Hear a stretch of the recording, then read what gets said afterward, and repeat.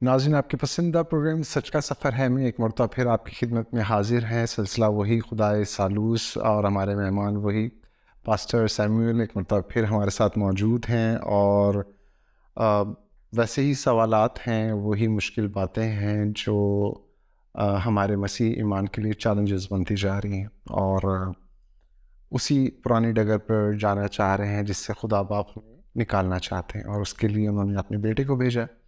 उसकी भी मौत उनकी हुई, और जो कफ़ारा बख्श खून था उसके ज़रिए से जो सुलह, जो मेल मिलाप खुदा की ज़ात और इंसानी ज़ात में हुआ और फिर इंसानों का आपस में हुआ, और दुनिया तक ये पैगाम पहुंचाना हमारा फ़र्ज़ बन गया, उससे हम गाफिल होते जा रहे हैं। हम महदूद होते जाएंगे अपनी ज़ात तक, अपनी रास्तबाजी की फ़िक्र में, जो और फिर हम खुदा को खुश भी नहीं कर पाएंगे, ना इस जगह पर खुश रहेंगे, ना आसमानी मकामात पर, क्योंकि हमारे लिए कोई भी वो आसमान में हमारी शिफात के लिए कोई नहीं होगा, और हम इस काबिल नहीं हैं कि अपनी शिफात खुद कर सकें।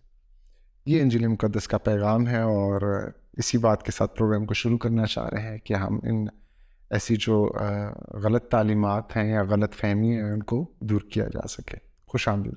थैंक यू सो मच सेल भाई। प्रोग्राम का आगाज़ करते हैं, और पहला सवाल आपकी खिदमत में रखते हैं। बेटा सिर्फ बदन है? जो ऐसी तालीम के मानने वाले हैं, जो इसका शिकार हो चुके हैं, उनको कैसे साबित किया जाए कि बेटा इलाही शख्स है? पहली बात तो ये है कि अगर कोई कहता है कि जी बेटा सिर्फ बॉडी है, तो हमें फिर ये देखना पड़ेगा कि उस बॉडी का बाप कौन है। जब हम यीशु मसीह को खुदा का बेटा और खुदा को उसका बाप कहते हैं, तो हम किसी जिस्मानी रिलेशन की तरफ नहीं जाते। और उसका ये कहना कि मैं बाप में से निकला और दुनिया में आया हूँ, इससे भी ये पता चलता है कि वो अपनी इलाही ज़ात की बात कर रहा है कि मैं बाप में से निकला, मेरा जौहर बाप के जौहर के साथ एक है। अपना सोर्स वो बता रहा है, या अपनी असलियत से वो आगाह कर रहा है कि मैं कौन हूँ। लोग उसको सिर्फ गलील का एक नबी समझते थे, और इस तरीके से नासरत से निकलने वाली एक चीज़ समझते थे। लेकिन क्राइस्ट ने लोगों को उस वक्त भी बताया कि मैं बाप में से निकला और आया हूँ। तो क्वेश्चन ये पैदा होगा कि क्या बाप जो है, जो खुदा जो रूह है, उसमें से जिस्मानी चीज़ खुदा के ऊपर जिस्मानियत का अंसर गालिब आएगा क्राइस्ट को सिर्फ बॉडी कहने से, या फिर हकीकी मानों में वो बेटा नहीं होगा। दूसरी बात, क्राइस्ट के बारे में हम ये मानते हैं कि वो बगैर बाप के, उसकी बशरियत भी बगैर बाप के, वो अपनी माँ के जोर से पैदा हुआ। तो इस तरह की जो तालीम है, ये कई दीगर मसाइल को जन्म देती है कि फिर वो जो बॉडी है उसका सोर्स क्या है, उसका मंबा क्या है, उसका बाप कौन है, वो कहाँ से है, और उसका कसूर क्या है कि उसमें खुदा आके रहना शुरू हो जाए। प्लीज़ जारी रखें। जी। तो इसको समझने के लिए दो आयत बहुत इंपॉर्टेंट है। ठीक है जी, ये मैंने एक ज़िमनी बात की, लेकिन इसकी दो आयत बहुत इंपॉर्टेंट है। तो नाज़रीन को मैं एक दफ़ा फिर बहुत मुख्तसर सा रिवाइज करवा देता हूँ कि एक टीचिंग क्रिश्चियन फ़िरकों में पाई जाती है। पहले वो यूनिटेरियन मोनोथीज़म जो मानने वाले क्रिश्चियंस हैं, वो 3 मोड्स को मानते थे, लेकिन उनको चेंज करना पड़ा। और मौजूदा उनकी जो शक्ल है, सबकी नहीं लेकिन ज़्यादातर की जो है, कि बाप खुदा है, बेटा सिर्फ बॉडी है, और उस बॉडी के अंदर आकर खुदा ने रहना शुरू कर दिया। और आयत कौन सी उन्होंने फिट की? बाप मुझ में रहकर अपनी काम करता है। इसको हम देखेंगे कि बेटा सिर्फ बदन है, तो जो इस तालीम के शिकार लोग हैं उनको हम कैसे समझा सके। इब्रानियों का खत है जी 10वां बाब 5वीं आयत। इसलिए वो दुनिया में आते वक्त कहता है कि तूने कुर्बानी और नज़र को पसंद ना किया, बल्कि मेरे लिए एक बदन तैयार किया। क्वेश्चन ये है मेरा कि इसलिए ये वो कौन है? ये बाप है या बेटा है? दुनिया में आते वक्त कहता है कि तूने, ये तू कौन है? एक स्पीकिंग पर्सन है, और एक वो जिससे बात की कर रहा है, बोल रहा है या बात कर रहा है। तो वो दुनिया में आते वक्त कहता है कि तूने कुर्बानी और नज़र को पसंद ना किया, बल्कि मेरे लिए एक बदन तैयार किया। तो ये वो वही है जो बात कर रहा है। उसने कहा तूने मेरे लिए एक बदन तैयार किया। मिसाल देता हूं, अगर कोई कहे कि ये बाप है, तो बाप फिर किससे कह रहा है कि तूने मेरे लिए एक बदन दिया? बाप से ऊपर कौन है जो बाप के लिए बदन तैयार कर रहे हैं? तो एक प्रॉब्लम पैदा हो गया। तो इसका मतलब यह है कि उनकी ये तालीम इस कलाम की आयत में फिट नहीं हो रही। और अगर ये बेटा है, इसलिए वो दुनिया में आते वक्त कहता है तूने, तो बेटा बाप से कह रहा है तूने मेरे लिए एक बदन, फिर वो खुद बदन नहीं है, बल्कि उसके लिए बदन तैयार किया गया। तो बदन, उसके लिए बदन होने का मतलब यह है कि जो उस बदन के अंदर रह रहा है, जिसने ड्वेलिंग इख्तियार की है वो बाप नहीं है, फिर वो इस आयत के मुताबिक बेटा है, क्योंकि बेटा कह रहा है कि तूने मेरे लिए एक बदन तैयार किया, और वो दुनिया में आते वक्त के कहता है। तो हम इस आयत की रोशनी में हमारी जो थ्योरी है, जो टीचिंग है, वो साबित होती है कि बाप ने बेटे को दुनिया में भेजा, और जब बेटा दुनिया में आया तो वो तजस्सुम इख्तियार करके आया, उसके लिए एक बदन तैयार किया गया, और ये बदन उसे मुकस्सा मरियम से लिया। तो इस आयत के मुताबिक उस बदन में रहने वाला पर्सन जो था वो बाप नहीं था, बल्कि खुद बेटा था। और अगर वो कहें कि नहीं वो बाप था, तो फिर ये मुखातिब यहाँ पर बाप है, स्पीकिंग अथॉरिटी बाप है, और बाप कह रहा है कि दुनिया में आते वक्त कह रहा है तूने, तो फिर ये तू कौन है जिसने बाप के लिए बदन तैयार किया? तो ये एक प्रॉब्लम जो है वो पैदा क्रिएट होगा। तो बेटा सिर्फ बॉडी नहीं है, बेटा एक जिंदा जावेद शख्सियत है, और वो उस जिस्म में रहता था, ये उसने बशरियत को इख्तियार किया, और वो हमारे दरमियान बशर बनकर रहा। और हमारी टीचिंग में कितना बैलेंस है कि बेटे को बाइबल खुदा कहती है, ये उसकी इलाही ज़ात है, और उसमें से इलाही ज़ात की वो प्रॉपर्टीज़ नज़र आई, वो क्वालिटीज़, वो एट्रीब्यूट्स नज़र आए जो सिर्फ खुदा में ही हो सकते हैं। एक में बड़ी सादा सी कई बार बात हुई है, 2 बार क्राइस्ट की ये आसमान से आवाज़ आई। तो अगर कोई सिर्फ शख्स हो और वो ऊपर चला जाए, तो फिर उसकी कभी ऐसा नहीं हुआ कि सिर्फ इंसानी शख्स ने ऊपर जाकर किसी से उस अंदाज में बात की हो जैसे खुदा बाप की 2 बार सूरत नज़र नहीं आई पर आवाज़ आई। लेकिन दमिश्क की राह पर जीसस क्राइस्ट जो है, बेटा जो है, वो सौल से मुखातिब है, और उसी पैटर्न पर, उसी अंदाज पर उसने उसको कहा ऐ सौल तू मुझे क्यों सताता है। अगर यीशु मसीह खुदा का बेटा सिर्फ ह्यूमन होता, तो वो तो फिर जाकर उसकी रूह जहाँ पर खुदा का इंतज़ाम है वो जाकर वहाँ पर जाकर स्टे करती। लेकिन ये चूँकि लाही ज़ात रखता है, तो ये आसमान पर उठाए जाने के बाद भी सौल से उसी अंदाज में मुखातिब होता है जिस अंदाज में बाप ने 2 बार बेटे के लिए कलाम किया। तो हमें बेटे के खुदा होने के सफिशेंट एविडेंस मिलते हैं। और ये जो बात है कि इस तालीम के शिकार लोगों को हम कैसे समझाएं कि बेटा इलाही शख्स है, तो एक तो मैंने आवाज़ वाली मिसाल दी है, और फिर बेटा बैक वक्त हर जगह मौजूद है। वो खड़ा है ज़मीन पर, तो कहने लगा कि इब्ने आदम जो आसमान में है, फिर गुनाह माफ़ करता है। तो गुनाह माफ़ करना तो सिर्फ बाप का इख्तियार है, और फिर वो खुदा को ख़ास अपना बाप कहता है। तो यहूदी सिर्फ बाप को हमारा बाप कहते थे, कौमी एतबार से नेशन वाइज वो कलेक्टिवली कहते थे खुदा हमारा बाप है। पर क्राइस्ट कहता था खुदा मेरा। तो पर्सनल रिलेशन ये था वो ख़ास तरीका जिसके बारे में कहा गया कि खुदा को ख़ास अपना बाप कहकर। और ये उनके मुखालफिन ने उसी दौर में ये इल्ज़ाम उन पे लगाए कि ख़ास तौर पर ये इसको अपना बाप कहते हैं। डायरेक्ट ऑडियंस को समझ जाए कि ये क्या कह रहे हैं, क्या करने जा रहे हैं। तो ये रेफरेंस जो है ना सुहेल साहब आपके इस क्वेश्चन में कि कैसे समझाया जाए, वो खुद इब्रानियों 10वां बाब 5वीं आयत पढ़ें और इसमें तय करें कि ये वो कौन है जो दुनिया में आते वक्त कुछ कह रहा है, और उसने किसको मुखातिब करके कहा कि तूने कुर्बानी और नज़र को पसंद ना किया, मेरे लिए एक बदल तैयार किया। तो ये किसकी तरफ जाएगा? अगर यहाँ पर ये बाप को रखेंगे तो फिर इनको एक और पर्सनैलिटी अथॉरिटी बाप से सुपीरियर माननी पड़ेगी, जिसने बाप को दुनिया में भेजा और उसके लिए बॉडी भी तैयार किया। मैं इसके अलावा ये कहता कि हमारे पिछले प्रोग्राम्स की एक साथ को भी देख लें, क्योंकि उसमें ओल्ड टेस्टमेंट के ऊपर काफ़ी बातचीत हुई, और हमने जो कुछ इंस्पायर होते हैं ज्यूश जो थियोलॉजी है उससे भी, लेकिन हमने अपने पिछले प्रोग्राम्स में तफसील से उन स्कॉलर्स का नाम भी लिया है, ओल्ड टेस्टमेंट के रेफरेंस भी बयान किए हैं, और वो डिस्कशंस और वो चैलेंजेस जो एक यहूदी को जो स्ट्रिक्ट मोनोथियस्ट है उसको नज़र आते हैं जब वो वहाँ पर वो देखते हैं कि वो इक़्तिबासात हैं, वो कलाम मुक़द्दस की जगह हैं जहाँ पर प्लूरल डिस्क्रिप्शंस, हाँ जी, ऐसी बातें हैं, वो ज़हूर है खुदा उनके फरिश्ते का, उसके जो काम हैं उसके बारे में कहा जा रहा है, और वो जो कर रहा है वहाँ पर, और जो लोग उसको ताज़ीम दे रहे हैं और ये कह रहे हैं कि हमने देखा, खुदा को देखा और अभी तक ज़िंदा है। तो ये बातें जो हैं वो समझने की हैं कि हम कलाम मुक़द्दस को पूरे तौर से उसको अच्छे तरीके से पढ़ें, क्योंकि लोग ये कहते हैं, सेंट अगस्टिन भी ये कहते रहे हैं कि जो इंजील मुक़द्दस है वो ओल्ड टेस्टमेंट में पोशीदा है, लेकिन ओल्ड टेस्टमेंट इंजील मुक़द्दस में आके ज़ाहिर हो जाता। बिल्कुल ऐसे ही। तो अगर हम ये बातें याद रखें और तरतीब से पढ़ें, और फिर मैं जब पढ़ रहा था तो मैं देख रहा था कि अगर वो अपना ये बिलीफ रखते हैं सिस्टम, ठीक है, बहुत अच्छा करते हैं, लेकिन एक तरीका ये होता है कि हम दूसरों के पास भी जाके, जैसे आप भी कहते हैं कि वो आके बैठें, ऐसी मुक़द्दस महफ़िलें हों, गुफ्त शनीद हो, लड़ाई झगड़ा ना हो।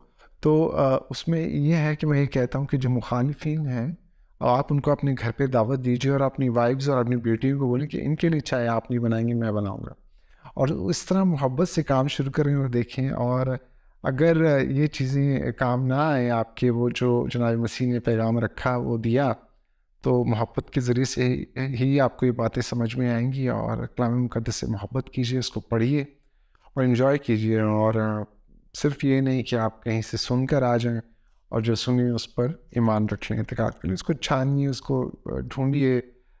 उसमें खुदा इसमें की एक बात है कि वो जो कहते हैं कि जो ढूंढते हैं वो पाते हैं, जो खटखटाते हैं उनके दरवाज़ा खोल जाता है, जो मांगते हैं उनको मिल जाता है। तो बड़ी आसान सी बातें हैं, कोई इतना मुश्किल काम नहीं है। अगले सवाल की तरफ चलते हैं भाई, वो ये कि इब्रानियों के रेफरेंस के अलावा क्या कोई और हवाला भी दिया जा सकता है इसको समझने के? जी, इसको इस बात को समझने के लिए कि बेटा सिर्फ बदन नहीं है, वो एक शख्स है और वो शख्स खुदा का बेटा है, वो शख्स इलाही है। उसने बशरी ज़ात को इख्तियार किया, जिस्म को, वो मुजस्सद हुआ या मुतजस्सद हुआ, दुनिया में आया। एक और रेफरेंस इसको समझने के लिए है यूहन्ना रसूल की इंजील 17वां बाब 5वीं आयत। वहाँ पर इब्रानियों 10वां बाब 5 था, यहाँ 17:5 है। और अब आए बाप, यानी इन उनके मुताबिक ये बेटा बॉडी बोल रही है, बेटा जो जिस्म है उनकी तालीम के मुताबिक वो बात कर रहा है। और बाप को क्या कह रहा है? और अब आए बाप तो उस जलाल से जो मैं, पर्सनल प्रोनाउन भी इस्तेमाल कर रहा है, हैरानकुन बात है। तो पर्सन होगा तो पर्सनल प्रोनाउन इस्तेमाल करेगा। मैं दुनिया की पैदाइश से पेशतर तेरे साथ रखता था, मुझे अपने साथ जलाली बना दे। इसका मतलब ये कि क्या ये मानने को तैयार होंगे कि दुनिया की पैदाइश से पेशतर, कितना पेशतर? ज़ाहिर सी बात है, दुनिया की पैदाइश से पेशतर, तख्लीक से पहले, मखलूक़ात से पहले अज़लियत की बात की जा रही है। और हमने मीका 5वां बाब और उसकी गालबन दूसरी आयत में देखा था कि उसका मसदर तो ज़माना साबिक, हाँ, कदीमुल अय्याम से है। तो वहाँ पर हमने वहाँ पर उलाम का लफ्ज़ देखा कि वो अज़ल से है। तो इसी तरीके से जो अज़ल से है वो अबद तक रहेगा। और यसाया नबी के सीफ़े में चैप्टर नंबर 9 की वर्स नंबर 6 में उसको अबदियत का बाप कहा गया है। तो यानी मतलब वो बतौर अकनून बाप नहीं है, ये उसका एक टाइटल है कि अबदियत तो ज़ाहिर टाइम को कहते हैं, ऐसा टाइम जिस एंडलेस है, जिसका खात्मा नहीं होगा। तो कोई टाइम का बाप तो नहीं हो सकता ना ही टाइम किसी से पैदा होता है। तो ये मुहावराती लैंग्वेज है कि जिसका खात्मा नहीं होगा वो अबदियत का बाप है। खैर, तो यहाँ पर हमें नज़र आता है कि बेटा, अगर बेटा सिर्फ बॉडी है और वो बाप से कह रहा है कि मैं जलाल रखता था और दुनिया की पैदाइश तेरे साथ रखता था, तो क्या उस बॉडी को ये फेथ रखने वाले अजली मानने को तैयार होंगे? जो अजली तो सिर्फ खुदा है, तो जो अजली है वो खुदा है, और जो अजली है वो खुदा के अलावा कुछ और अजली हो नहीं सकता। तो ये एक दूसरा रेफरेंस है कि कैसे वो बेटे को बदल भी कहें, और फिर यहाँ पर बेटा कह रहा है कि मैं दुनिया की पैदाइश से पेशतर तेरे साथ जो जलाल रखता था, मुझे अपने साथ उस जलाल से जलाली बना दे। तो उसका पहले से, तजस्सुम से पहले से मौजूद होना इस बात का सबूत है कि वो सिर्फ जिस्म नहीं है, बल्कि वो खुदा का अजली बेटा है जिससे जिस्म को इख्तियार किया। खुद जिस्म नहीं है, जिस्म को इख्तियार करने वाली शख्सियत। मतलब वो पर्सन बोल रहा है, वो पर्सन वही बोल रहा है जो बेटा है। अदरवाइज वो ये बात नहीं करता क्योंकि तेरे साथ तो सेंस नहीं बनता। हाँ, अब मेरा ख्याल है कि इधर यहाँ पर वो आसमान की तरफ निगाह करके कहते हैं, कोई ऐसी बात है, इसको ज़रा देख लें, इसको दुआ पढ़ते हो, गुफ्तगू करते हो। जी, ऐसे लिखा। तो शेर भी बड़ा खूबसूरत पॉइंट आपने रेज किया है कि उसने ऊपर निगाहें, यानी अगर बाप उस बॉडी के अंदर रह रहा है, ड्वेलिंग उसने इख्तियार की है, तो फिर ऊपर देखने की कोई सेंस है। और अगर फ़र्ज़ करें वो ये कहते हैं मुखालफिन के भाई खुदा तो हर जगह है, तो खुदा तो सब कुछ कर सकता है, तो फिर एक तीन क्यों नहीं हो सकता? हाँ जी, हाँ जी, हाँ जी, बिल्कुल। तो सवाल बढ़ते चले जाते हैं। अगर आप बाइबल को झुटलाते हैं, वर्ड ऑफ गॉड को झुटलाते हैं, इब्तदाई कलीसिया को झुटलाते हैं, जो रसूलों के शागिर्द, जो रसूल वहाँ पर मौजूद हैं, फिर उनके शागिर्द आ गए, हमारी इब्तदाई 3 सदियाँ बड़ी स्ट्रॉन्ग टेस्टिमनी है जी। चलें अगले सवाल की तरफ चलते हैं। Thank you very much pastor ji. अब अगला सवाल जो हमारा वो ये कि वो जो मैंने पहले भी कहा था और डिस्कशन में कर रही थी कि क्या मसीह के बारे में दुरुस्त तस्वुर रखना ज़रूरी क्यों इतना ज़रूरी हो गया? मुझे याद आ रहा है कि पिछली एपिसोड में आपने कहा था कुछ इंट्रो देते हुए या बीच में कुछ बात करते हुए कि क्राइस्ट जो है वो क्रिश्चियनिटी की बुनियाद है, और अगर बुनियाद से ही हम वाकिफ़ नहीं हैं क्राइस्ट के बारे में, तो फिर आप यकीन कीजिए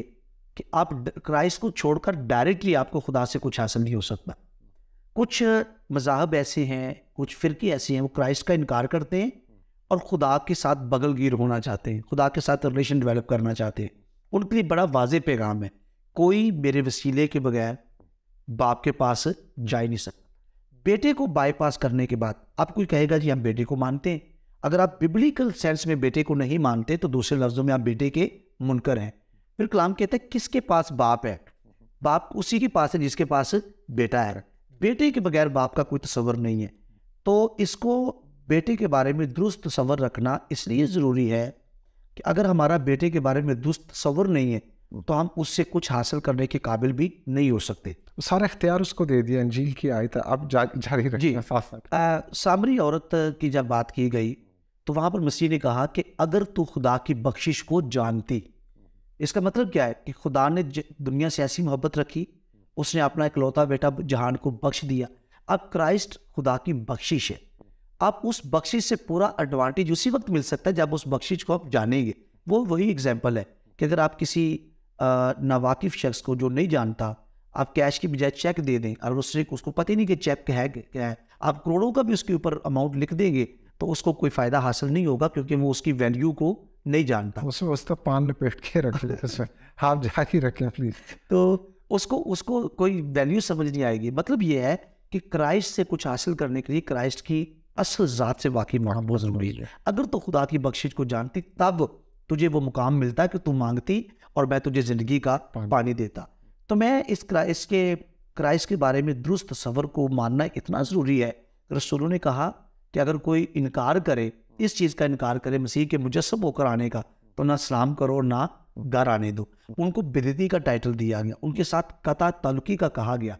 तो मैं एक आपकी इजाज़त से एक बात अपने दिल की भी करना चाह रहा हूँ।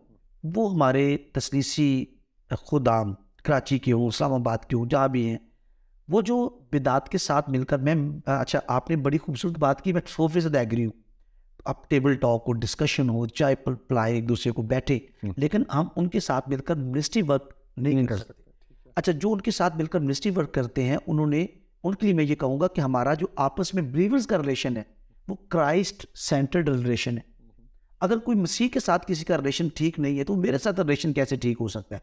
आज हमने क्राइस्ट को छोड़कर मसीह के बारे में वो कुछ भी माने, जितना भी बसीदा और घटिया तस्वर रखे, फ़ानी उसको कहे, ठीक है जी, बेटे को ख़त्म होने वाला कहे, मेरे साथ तो रिलेशन ठीक है ना। आज ये सिलसिला लोगों ने इस्तवार किया है, मुझे वो वेलकम करता है, मुझे वो आवभगत करता है, बिदती है तो क्या हुआ। लेकिन ये चीज़ें बहुत नुकसानदेह। हमारा रिलेशन आपस में क्राइस्ट सेंटर्ड रिलेशन है। पर्सनली मिलना, बातचीत करना वो एक अलग बात है, वो मैं भी करता हूँ। मेरे पास पिछले दिनों कुछ शख्स आए हुए थे, बैठे थे, हमने चर्च में तबादला ख्याल किया, वो अलग बात है। लेकिन मिनिस्ट्री वर्क जो है उसके लिए बाइबल कहती है कि मतलब उनके साथ अपने उनके ईमान को अपनाएं, अपना बीइंग ए पर्सन, तो आप उनसे मिल सकते या ऐसा इजहार करना कि जिससे आप और वो एक ही नज़र आए, तफरीक ख़त्म हो जाए। तो इतना ज़रूरी है दुरुस्त तस्वर रखना। मैं क्रंथियों के ख़त को कोड करना चाहूँगा जहाँ पर लिखा है कि यहूदी निशान चाहते हैं और यूनानी हिकमत तलाश करते हैं। ये इस आयत का कॉन्टेक्स्ट क्या है? यूनानी कहते थे, अब अभी जो हमारा जो मौजूदा जो सिस्टम है, कोड सिस्टम, काले कोड और दलाइल, और ये यूनानियों से हमें दुनिया को मिला है। तो यूनानी कहते थे कि जी एक शख्स मरे और उसके बदले में एक को बचा लिया जाए, ये तो ठीक है, 1 for 1 समझ में आता है। पर क्रिश्चियनों, मसीहियों, ये बताओ कि एक शख्स मरा और आप कहते हो कि पूरे जान को खुदा ने छोड़ दिया, ये बात हमें समझ में नहीं आती। ये कॉन्टेक्स्ट है, यूनानी हिकमत तलाश करते हैं। तो किसी ने बड़े अच्छे अंदाज में इसका जवाब दिया है, और मैं इसका ताल्लुक इसी क्वेश्चन के साथ है कि मसीह के बारे में दुरुस्त नज़रियात। अगर क्राइस्ट सिर्फ बॉडी है या सिर्फ इंसान है तो वो एक इंसान एक की जान तो बचा सकता है, सारे जहान की नहीं। लेकिन यहाँ ऐसा क्या हुआ कि एक शख्स मरा और खुदा ने सारे जहान को छोड़ दिया, क्योंकि वो मरने वाला एक शख्स अपनी ज़ात में बहुत आला, बहुत अरफ है। अगर वो खुदा नहीं है तो अकेला सारे जहान को बचाने का इंतज़ाम कर ही नहीं सकता। तो उसका एक शख्स का वजन इतना है कि तराजू में एक तरफ आप उस अकेले को डालें, उसकी ज़ात इतनी आला है, और दूसरे पलड़े में पूरे जहान के गुनहगार डाल दें, वो फिर भी भारी है। आप ये देखिए ना कि अब जब हम अहबार की किताब पढ़ते हैं, खरूज की किताब पढ़ते हैं, तो तमाम बर्रों की जो कुर्बानियाँ हैं वो मिलकर भी इसराइल के गुनाह माफ़ नहीं कर पाए जी। तो पूरी दुनिया के गुनाह कैसे माफ़ हो जाते? सिर्फ इंसान अगर सिर्फ इंसान। और फिर उनको इंसानों की कुर्बानी पसंद भी नहीं करते। आप ये देखिए कि हज़रत इसहाक बेहतरीन इंसान हो सकते थे, वादे के फर्जंद, बड़ी पावरफुल पर्सनैलिटी थी, और उनके तुखम से सारी वादे की जो नहीं होनी दी खुदा ने, लेकिन खुदा ने रोक दिया, उसको पसंद नहीं, और फिर लिखा है कि ज़बिया उसने खुद प्रोवाइड किया। बिल्कुल। अच्छा, मैं ये बात कर रहा था कि जो आप बात कर रहे हैं सख्ती से, जो सिलसिला है सख्ती से उनको देखा जाए, वो हमें नज़र आता है एक्चुअली। हज़रत पतरस का वाक़या नज़र आता है कि जनाब मसीह से पूछते हैं कि लोग मुझे क्या कहते हैं, और वो उनको बताते हैं मसीह, तुम खुदा का मसीह है, तुम खुदा का बेटा है। तो बड़े खुश होते हैं जनाब मसीह, उनको बताते हैं, और फिर थोड़ी देर बाद वो कहते हैं कि ये तो नहीं हो सकता भाई कि आप जो है सलीब पर जाएँ, और खुदा इस मसीह को कहते हैं ऐशतान दूर।